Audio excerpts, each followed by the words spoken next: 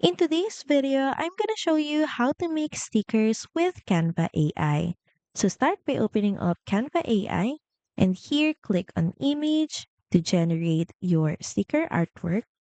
And now here type in a prompt like cute cartoon cat sticker with bold outlines and vibrant colors. Or you can also do something like minimal aesthetic quote sticker with clean typography and click on the submit button.